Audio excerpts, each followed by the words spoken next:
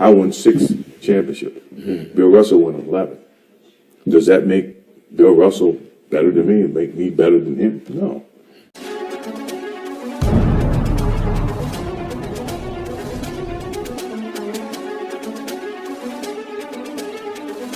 Staying focused for Jesus.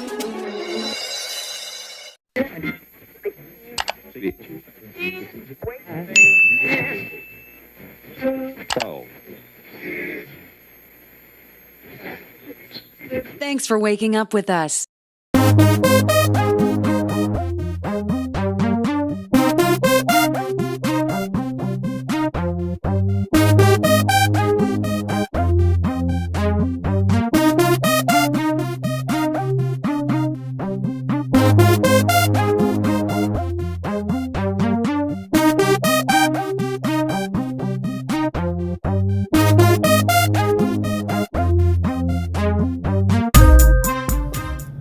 How you doing, everybody? Welcome back to Staying Focused for Jesus. Hope each and every one of you are having a blessed day in the Lord Jesus Christ.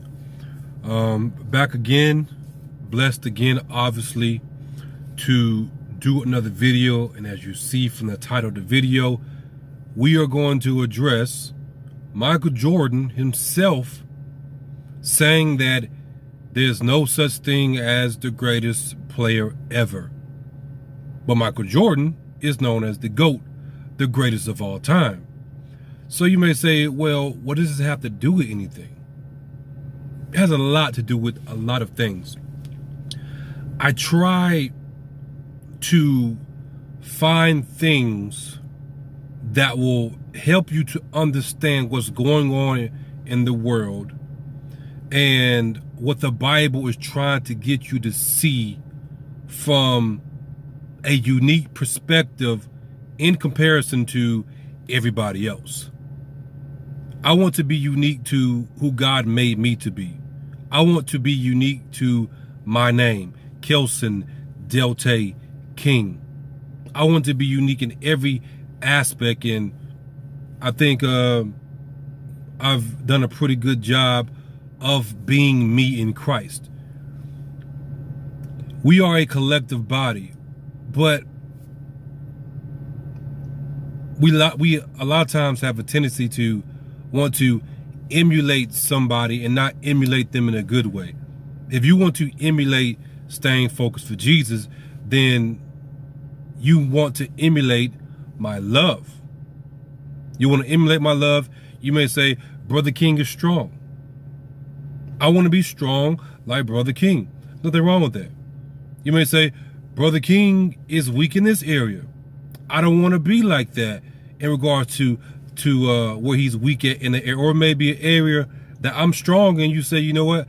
I don't want to be like that, but I understand his approach, his perspective, in regards to him giving his testimony. Because at the end of the day, Staying Focused for Jesus is about my testimony in what the Lord has done in my life and has revealed to me to share with you all from the perspective of Kelson King.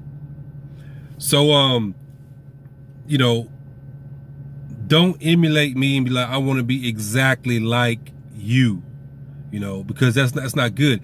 Be unique to who God has called you to be. Now, of course, obviously take certain things that you learn from the ministry and apply it to your life. Just like, you know, I listen to people, and I apply what they say. If I find is wise, I'm like, you know, that's wise. I'm going to use that, whether they are saved or not saved. You know, and the truth is, the Bible even says that the children of the world, the children of the flesh, they're a lot of times they're wiser than us. So, you know, you listen to a person that's not saved and you're like, man, this person is really wise, but then they're still fooled because they can't come to the saving knowledge of salvation.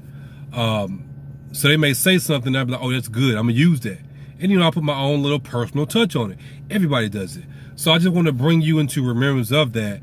And so what you're going to see with this whole Michael Jordan thing is pretty interesting. It's pretty interesting because it's not a well-known or an interview that's out there a lot. But what's out there a lot is what? Oh, he's the GOAT. He's the GOAT. LeBron, it's impossible for LeBron to be the GOAT and everything, blase, blase. If I had to choose from the flesh, I go with LeBron James, and not just because of his stats, but to me, he sacrificed more, and he still put up the statistics that Michael Jordan has put up. He has the rebounds, he has the assists, he has the steals, he has done all that, and he has the points. He's passed Jordan in points, so he was able to do all that and sacrifice. And LeBron himself said that that's what type of play he's always been. He's never been I'm going to go in and I'm going to get mine, and to hell with everybody else. If I pass you the ball, I pass you the ball. He's always been that type of as they call him, a general on the court. And distributing the ball and doing this and doing that and doing this. Yeah, Michael Jordan is great in his own right, and people make the argument about 6 rings and 6 championships. Technically that's 666 because you got Jordan, which is a 6. Jordan is the man, 6. Then you got 6 rings and 6 championships. That's a 666 right there. Him exalting himself as the GOAT, the greatest of all time. But that's for a whole nother video and everything, for those who don't. So let's go ahead and check it out. Y'all know what I'm going to do. He's going to let him speak. And if it's something I need to say in regards to what he's saying, then we'll pause it and we will commentate. That time frame to now, social media, Twitter, all those types of things that has invaded the personality and the personal times of individuals. I don't know if I could have, survived in this Twitter time where you don't have the privacy that you would want. And what seems to be very innocent could be always being misinterpreted. So Michael Jordan himself says, I don't know if I could have survived during the age of social media. That's why Michael Jordan's not that type of person. So out of his own mouth, he says, I don't know if I could have survived during this time period. In regards to him playing basketball, and everybody in his business. Michael Jordan was a very private person because he did stuff in the dark that he didn't want nobody. He felt like it was none of their business. So when people make this argument, in my sports people, about this. When people make the argument about, LeBron wouldn't have made it in that era. A great player is a great player. It's like saying that the Apostle Paul or the Apostle Peter or any of the apostles would not have survived during this time period. A great believer is a great believer.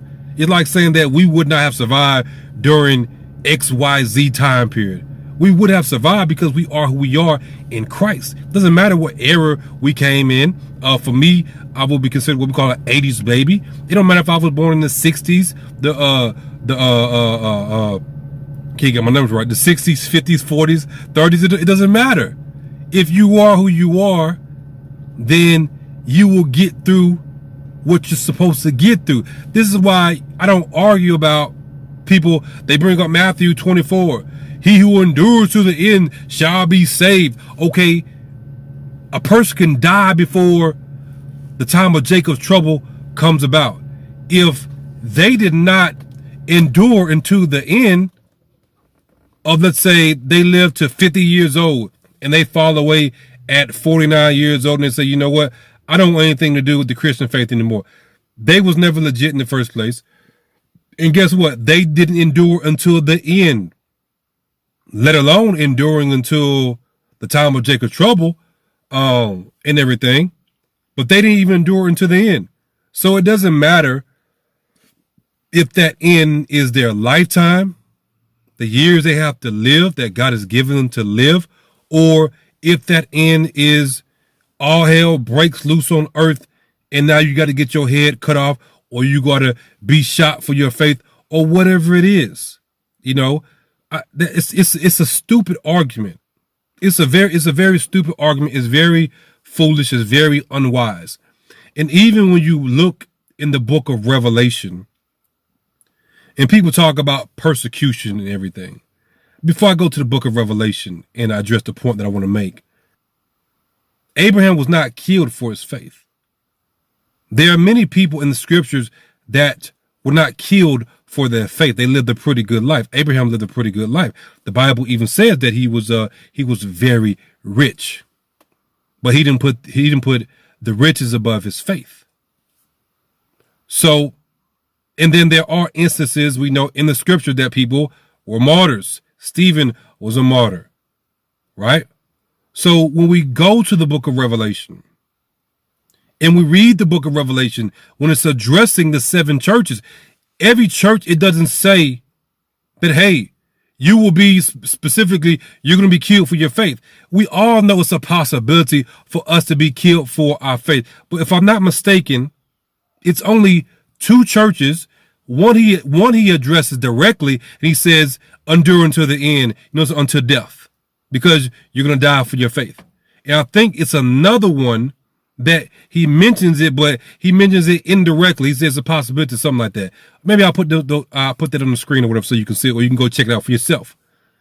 But all the 7 churches, he doesn't address that way. But the letter to the 7 churches, even though you may read it and say, okay, I'm the Church of Philadelphia, or you may read it and hopefully, you're honest with yourself and say, I am the Laodicean church and I'm lukewarm. But we can all read something from each of the churches and get something from it, right? We can all get something from it.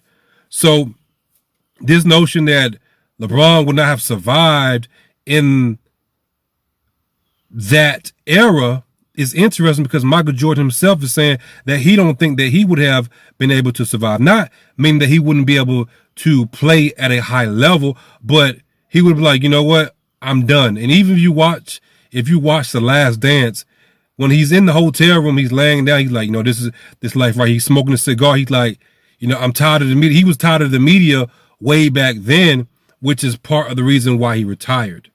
Because he was just tired of all the media aspect of it.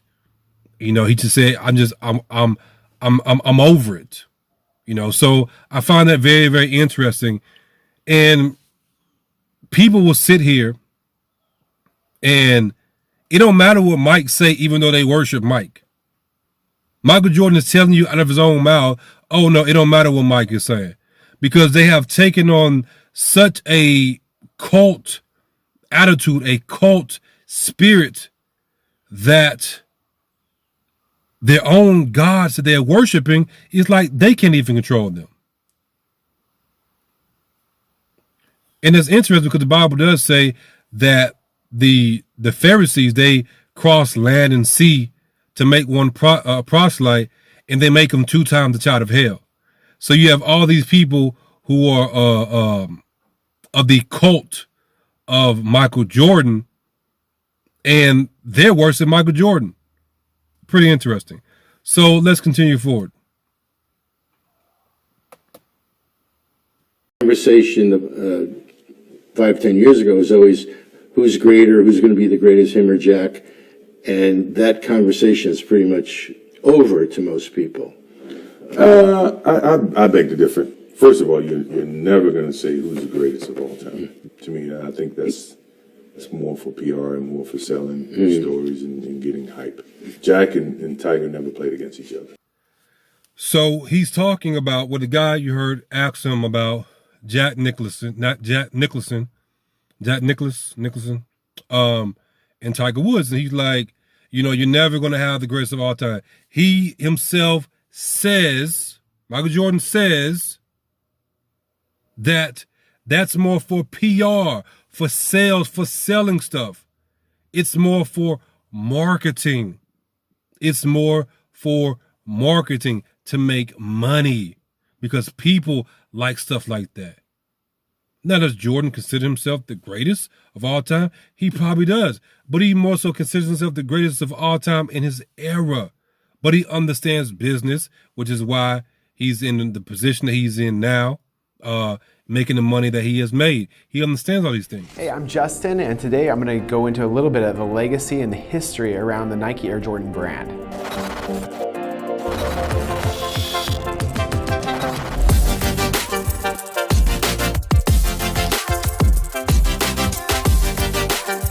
So what's fundamentally amazing about the Nike Air Jordan brand is they've lasted over 30 years. That means like over 3 decades.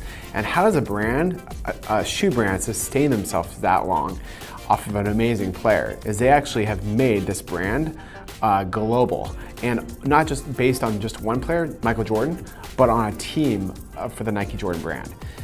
You know, before 1984, the world of basketball sneakers was fairly boring.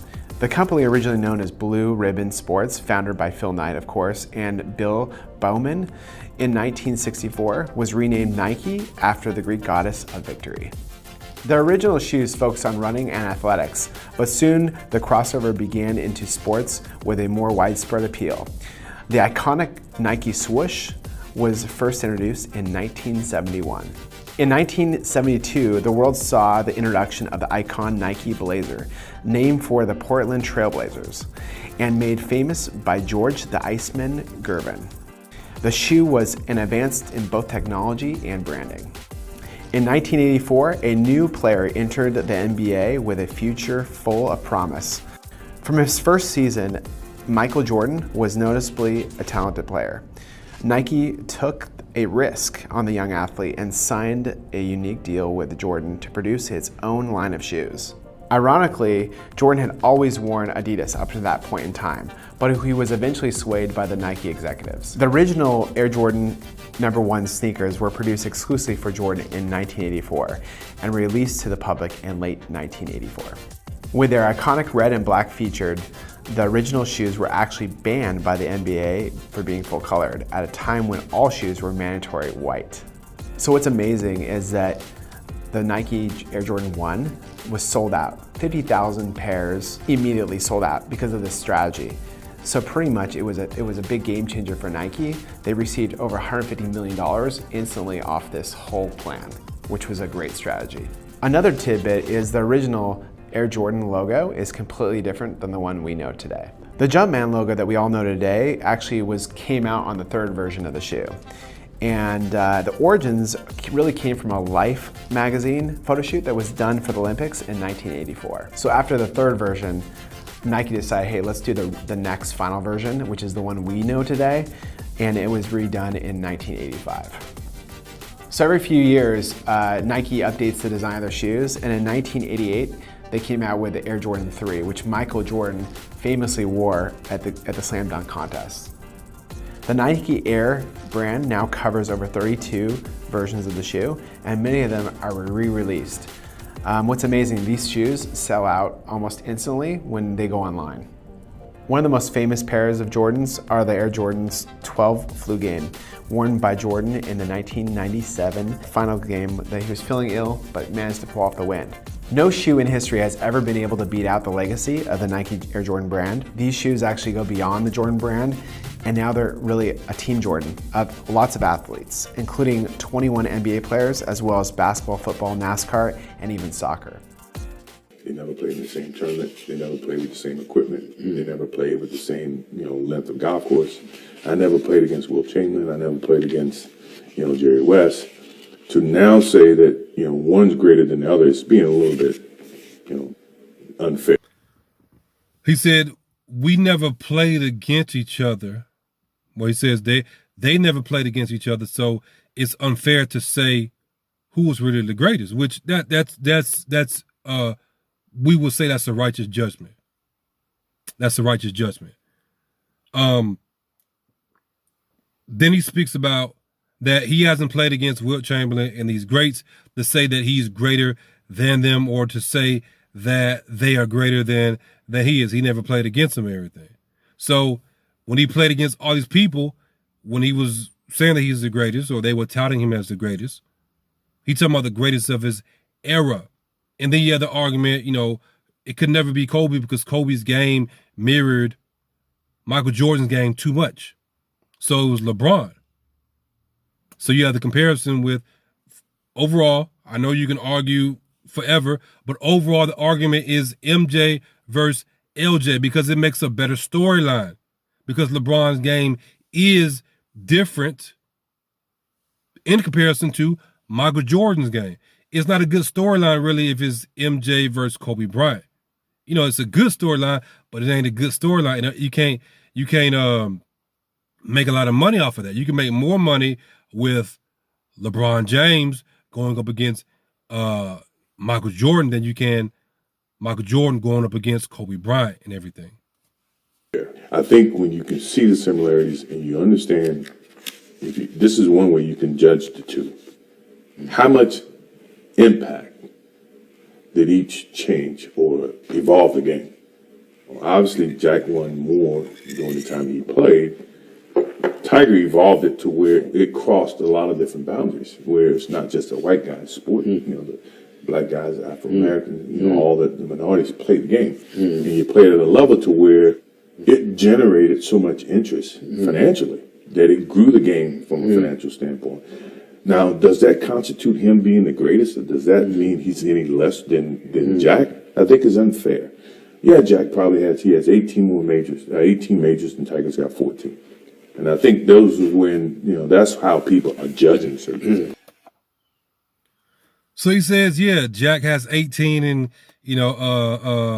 Woods has, Tiger has 14, I think he says. Mike has 6 rings. LeBron has possibly about to get 4 rings. Because the series isn't over at the time of making this video. Even though Michael Jordan is 6-0 in the finals, and LeBron isn't, that's the main thing that people bring up. So he said that if you're going to judge according to who's the greatest, it will be on the impact that they have on the game overall. In regards to the financial aspect of it, what you've done for the game to grow the game. That's how Michael Jordan himself said that if you're going to judge it, then judge it righteously, which is why Michael Jordan wants to continue to have himself relevant in these last days with his shoe sales, with The Last Dance. I think they re-released it recently where they released it in IMAX during the time of the finals. I think that was maybe like a few days ago, depending on when you're watching this video.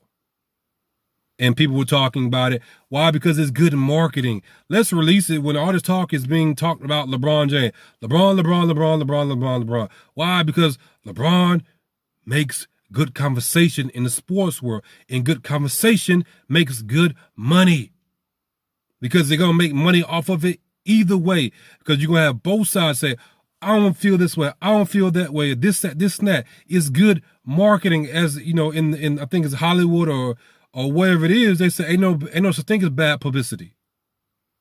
When it comes to making money, when these people are in these positions of power and authority and spiritual wickedness in high places, they take that serious. Ain't no such thing as bad publicity unless you're speaking about unless you are speaking about the people who are claiming to be the people. Then that is bad publicity, and then they finna come at you. But, I'm just saying, you can say anything you want to. But if you say anything about those people who are in power that claim to be the people, all hell is broken loose. I wonder why.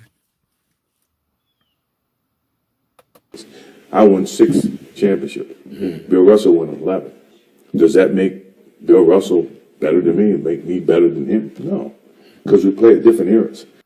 I won 6 championships. Bill Russell won 11. Does that make Bill Russell better than me or me better than him? No. Out of Michael Jordan's own mouth. So if you're going to say the same thing with LeBron, the main thing that people bring up when it comes to this is how you know people have a cult type of mentality. Michael Jordan himself just said that Bill Russell has more championships than he does. Does that make Bill Russell better than him or Michael Jordan better than Bill Russell? He says no. Out of Michael Jordan's own mouth. But the cult mentality says, when comparing Michael Jordan to LeBron James, 6 rings, 6 championships, 6 NBA finals, 6. You see? They so in love with the 666 that they don't even know. They're so brainwashed that Michael Jordan himself can say that you can't compare the rings with the rings. Because Bill Russell has more rings than him. And Michael says, does that mean that Bill Russell is better than me because he has more rings, or that I'm better than him even though I only have 6? He says no. So you can't use that comparison, according to Michael Jordan himself, to say that Michael Jordan is better than LeBron, because Michael Jordan himself says that you cannot use that as a comparison. So what are you talking about? But like I just said, Michael Jordan himself can say it, and people will still, hey, we're going to lift up our God. We're going to worship our God. 6 rings. That's all you need to know. When it comes to Michael Jordan, the main point they're going to bring up, 6 rings. 6 rings, 6 championships, and you got the 6 NBA finals. 6 MVPs, if I'm not mistaken. But either way, it's still 666. So when you try to equate who's the greatest of all time, it's an unfair parallel. It's an unfair choice. I think they're both great. I would never say one's greater than the other. So there you have it, out of a Michael Jordan's own mouth. Michael Jordan's own mouth. So why did I want to use this clip? To show you the mindset of the people. To show you the mindset of the people. It don't matter that they take on such a cult, a antichrist mindset. They are so delusional that their gods that they worship can come out and say something, and then they're not even hearing it. They can't even be charmed by their own charmers. It's just crazy. It's just crazy. Satan can't even control his own children. Just like Satan to come out and say the truth, and then the people won't even believe it. You got the show Lucifer. The dude was telling the people the whole time that he was a devil. But they did not believe. Oh, funny, Lucifer, that's a good one. They thought he was joking. He said, I'm literally the devil.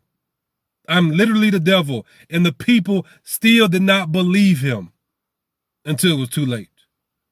Actually might be the devil. I am the devil. I'm the devil. I'm the devil. I am the devil. I'm the devil. I'm the devil. I'm the devil. I am actually the devil. I'm the devil. The devil. The devil. Dark Lord.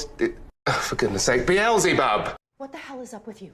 I finally figured out who I am, that's all. Lucifer, this is not who you are. I think Eve is a bad influence on you. This has nothing to do with her. It's who I am. I punish people. So do I. But like I said, there is a right way and there is a wrong way. And what makes you the authority on right and wrong? Because I'm a cop and it's the law. Well, I'm the devil. I ruled hell. Bad people were sent to me so they could get what they deserve. And it is my job to do the same here on Earth, because when I don't, bad things happen. And that is why I broke Julian's back. And that is why I won't let Tiernan get away with it. You broke Julian's back. What am I supposed to do with that, Lucifer? It's not your place to do anything about it. Then why ask me to leave? When we were in Tiernan's office, you were gonna hurt him. And you wanted me to leave because you knew it was wrong. No, it's because you've made it plainly clear that you can't handle who I am.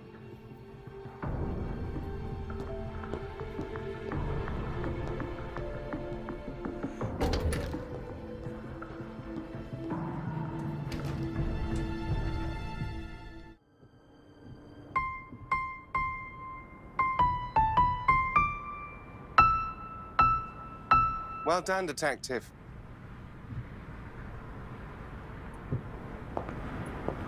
And point taken. What do you mean? Well, you've put away not one, but two bad guys today, all without my help. So it's become very clear that you don't need me. But that's okay, Detective, because with that realization came another. If you don't need me, then we've been working together all this time because you want to, because you choose to. You did choose me. You were right. I've been trying to go back to the way things were, playing our greatest hits, because I've been avoiding dealing with things in the present, like how I feel about you.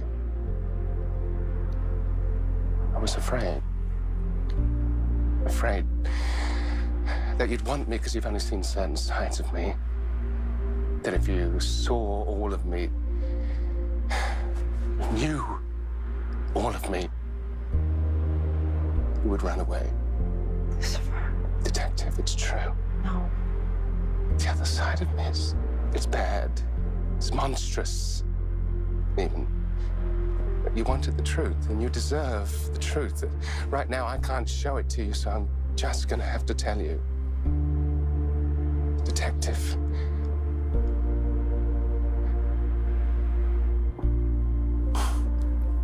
Chloe. I am the devil. No, you're not. Not to me.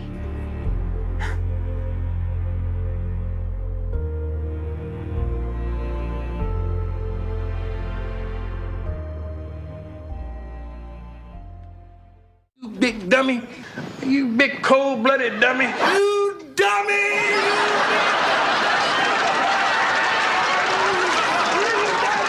You big dummy. You're a big dummy there. I'm not kidding you. You're a big dummy. Dummy. Listen to a dummy. You dummy, you bigger dummy than my dummy. Dummy. Look here, you big dummy. And for every dummy, there's a dummy. I'll spell it for you. D-U-M-M-Y, period. I call them as I see them. That's the world that we live in today. The devil's like, look at them. I tell them the truth, Lord, and they still don't believe. So you can't blame me. It's their own fault, which is mostly mankind's fault than it is Satan. Satan gets a lot of blame, which, he gets a lot of blame, rightfully so. But the devil made me do it. The devil made me do it. We don't want to take responsibility for our own actions. Yes, the devil can influence us to do things, but it comes a point in time where he don't even have to influence people to do anything. They just go out and do it. And they make him look greater than what he really is. So the scriptures talk about the God of this world have blinded the minds of the people from the glorious gospel. And this is exactly what has happened with the Michael Jordan cult followers. They have been blinded by their own God that they don't even see the words of their own God, Michael Jordan. I don't even have to go into the Michael Jordan frenzy. Y'all already know. So I've been sitting on this for a while, and I was going to upload it. I think I uploaded it on Facebook one time, but I didn't do like a commentary on it. But I wanted to do a little commentary to give you some things to think about, and just to show you the world that we live in and the state of the world that we are currently living in. Michael Jordan himself can tell you, come out and say these things and people still won't believe it. What does that say? So what does it mean when God really brings the strong delusion on the people that they will be damned and they will believe a lie because they rejected the truth? Conspiracy, a plotting of evil, unlawful design, a combination of persons for an evil purpose, a plot, an agreement a union, to agree, unite, plot, literally to breathe together, to breathe together. So a conspiracy is people coming together, plotting to do something evil. It's interesting that it literally means to breathe together, your breath to come together as one in spirit. Is there a conspiracy that the powers that be have used? Is there a conspiracy that the principalities and spiritual wickedness in high places have conspired to do with Michael Jordan? Absolutely. The statue of Michael Jordan, also known as the Spirit, and sometimes referred to as Michael Jordan's Spirit. So if the statue, this idol, we know what the Bible talks about idols and statues and all these different things, if it symbolizes Michael Jordan's spirit, then we must ask ourselves, what spirit is Michael Jordan of? Is Michael Jordan of the spirit of Christ? Or is he of the spirit of the Antichrist? If he is of the spirit of the Antichrist, then that tells us a lot of things. That tells us that there is a conspiracy. You see, this is deeper than basketball. This whole thing about exalting Michael Jordan and going back and forth with MJ and LJ, LeBron James, is deeper than people understand. There's a conspiracy to get people to focus on these people so much in regards to what they have done with basketball, in regards to what people like LeBron James have done off the court, but for his own self-righteousness. Because people say, you coming against LeBron James, LeBron is a great player and he's a great person. Look at everything he does. Look at everything he does. But you still must ask yourself, why is he doing these things? LeBron is doing it for himself. He's not doing it for the glory of Christ. Yet he professes to be a Christian because he grew up Catholic. But he doesn't even talk about that a lot. I think when they won the one championship, he talked about Jesus, and there's a clip out there with him speaking about Jesus and everything. But LeBron is not a legit Christian. So everything he's doing isn't for the glory of Christ, the glory of the gospel. It's for the glory of himself. Those are self-righteous works that he is doing to justify himself. So the interesting thing about this statue is that when they put it up, people must say, matter of fact, let's go read it real quick. Let me see if I can find it.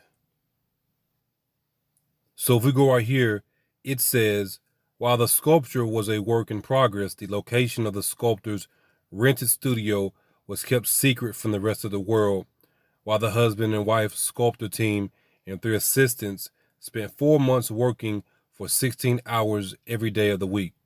The process involved 2 sittings with Jordan for measurements and photos, including one in which the clay version had to be driven from Chicago to Nashville to ensure the accuracy of the clay likeness. The 2,000-pound sculpture, which is 12 feet tall, rests on a 5-foot-high black granite base that has an inscription reading, "The best there ever was, the best there ever will be." Now, here's the kicker to all this. This is what your conspiracy is. This is what a conspiracy is. It's a spiritual conspiracy. Because we can prove that Michael Jordan has the spirit of the Antichrist. So there's a conspiracy that is being used and operated through Michael Jordan. Michael Jordan is literally a God manifested in the flesh. Michael Jordan is literally a tare amongst wheat. He is literally a tare amongst wheat. LeBron James is more so proving himself to be a Hebrew who has, traded against his own people. But you can make, a person can make the argument that, oh, LeBron's a tear or whatever, blase, blase.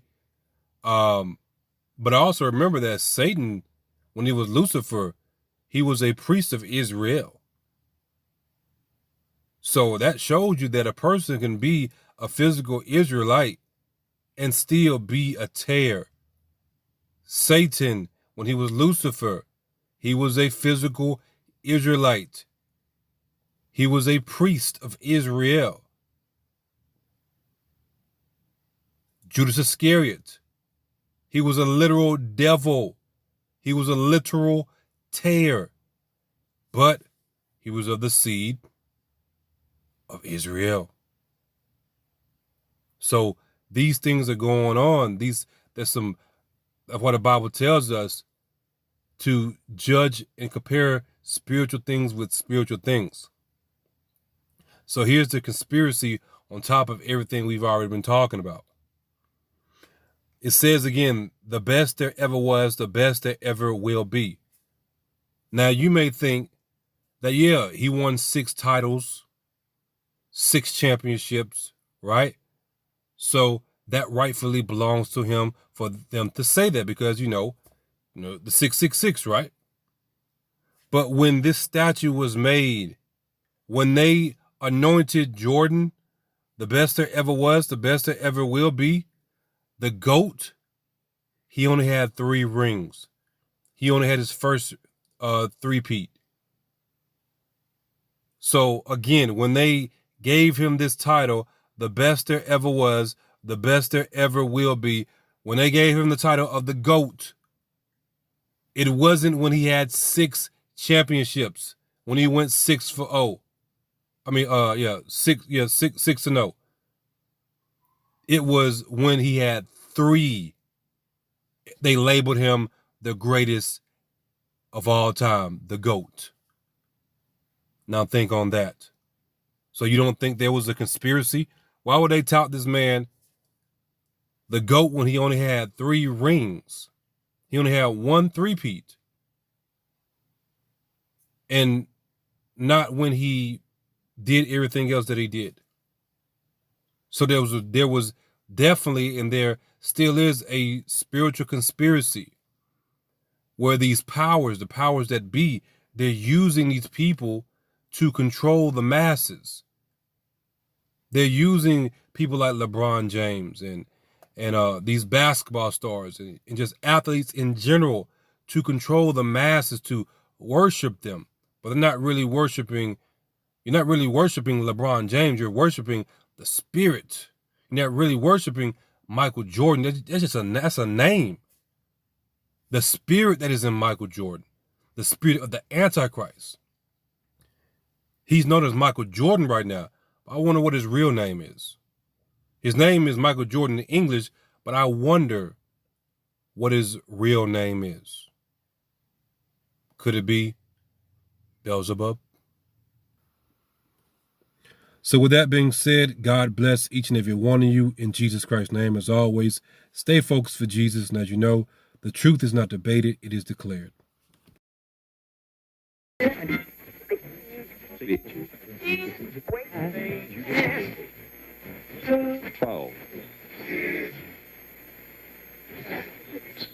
Thanks for waking up with us.